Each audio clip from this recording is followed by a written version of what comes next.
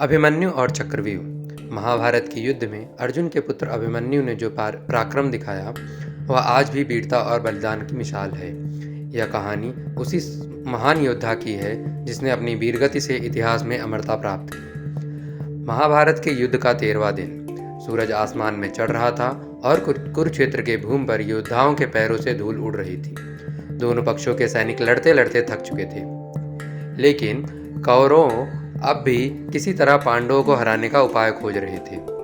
तभी आचार्य द्रोणाचार्य ने एक ऐसी रणनीति बनाई जो अजय मानी जाती थी। वह थी चक्रव्यूह। यह कोई साधारण व्यूह नहीं था, यह एक घूमता हुआ चक्र जैसा था जिसमें जो प्रवेश करता वह फंसकर रह जाता। इसे भेदने की विधि केवल अर्जुन को आती थी, लेकिन वह उस दिन युद्ध के एक अन्य मोर्चे पर व्यस्त थे। जब पांडवों ने देखा कि कौरवों ने यह जटिल व्यूह बना दिया है तो वे चिंतित हो उठे। उन्हें नहीं समझ आ रहा था इसे कैसे तोड़े। अगर इसे नहीं तोड़ा गया तो उनकी सेना को भारी नुकसान झेला जा सकता था। तभी एक युवा योद्धा आगे बढ़ा। मैं जाऊंगा। सबने देखा वो यह अभिमन्यु था, अर्जुन और सुभद्रा का पुत्र। केवल 16 वर्ष की आयु में, लेकिन उसकी आंखों में आत्मविश्वास और साहस की लौ जल रही थी। युधिष्ठिर ने पूछा, बेटा क्या तुम इस चक्रव्यूह को भेज सकते हो? अभिमन्यु ने दृढ़ता से उत्तर दिया, पिताश्री से मैंने इसमें प्रवेश करने की विधि सीखी है। बाहर निकलने की कला नहीं जानता, लेकिन जब तक मेरा धनुष चलेगा मैं कौरवों को मिटा दूंगा। उसने यह भी बहुत ही आत्मविश्वास से कहा। अभिमन्यु का रथ गर्जना करता हुआ चक्रव्यूह की ओर बढ़ा। उसके सारथी ने घोड़ों की लगाम खींची और देखते ही देखते वह चक्रव्यूह के पहले घेरे में प्रवेश कर गया। कर्ण, दुशासन, द्रोण, अश्वत्थामा सभी उसकी राह में खड़े थे, लेकिन अभिमन्यु के बाण बिजली की गति से चले और कौरवों की सेना में हाहाकार मच गया। उसने अपने तीरों से दुशासन के रथ के ध्वज को गिरा दिया। जयद्रथ के घोड़े घायल होकर गिर पड़े। कर्ण को भी एक पल के लिए पीछे हटना पड़ा। अभिमन्यु की तलवार घूमी और देखते ही देखते कई योद्धा धराशायी हो गए। चक्रव्यूह के भीतर खलबली मच गई। कौरवों को विश्वास ही नहीं हो रहा था कि एक 16 साल का बालक उनके पूरी रणनीति को ध्वस्त कर सकता है।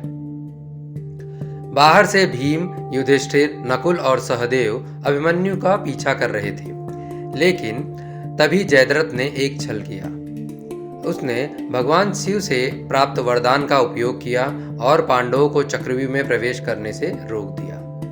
अब अभिमन्यु पूरी कौरव सेना के बीच अकेला खड़ा था, लेकिन वह घबराया नहीं। घबराने की बजाय अपने बाणों की वर्षा और तेज कर दी। दुशासन के भाई उसके तलवार के सामने टिक न सके। उसके तीरों ने कर्ण को भी पीछे हटने पर मजबूर कर दिया। कौरवों की सेना में भगदड़ मच गई। सैनिकों के चेहरे पर भय था। क्या सच में सिर्फ एक किशोर बालक है जिसने पूरे कौरवों को ध्वस्त कर दिया? जब कौरवों ने देखा कि अकेला अभिमन्यु उनकी सेना को नष्ट कर रहा है तो उन्होंने अधर्म का सहारा लिया। अगर यह इसी तरह लड़ता रहा तो पूरा युद्ध जीत लेगा, कर्ण ने ऐसा सोचा। तभी द्रोणाचार्य ने आदेश दिया, वे उनके गुरु थे, पहले इसके घोड़े को मारो।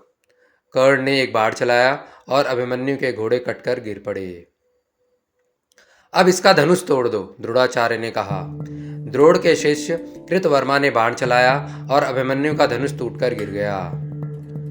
अब इसे घेर कर मारो, द्रोणाचार्य ने फिर कहा।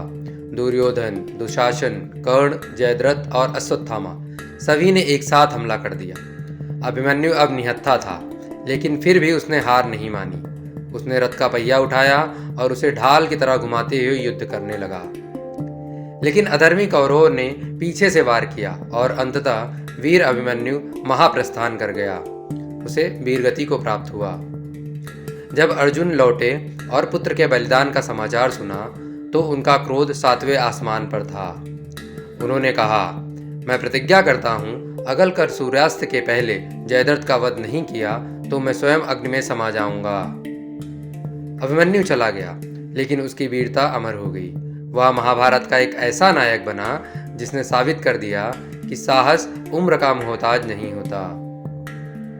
अभिमन्यु की कहानी हमें यह सिखाती है कि सच्चा योद्धा वही होता है जो बिना किसी स्वार्थ के केवल अपने कर्तव्य के लिए लड़ता है। अगर आपको यह कहानी पसंद आई हो तो लाइक और सब्सक्राइब जरूर करें।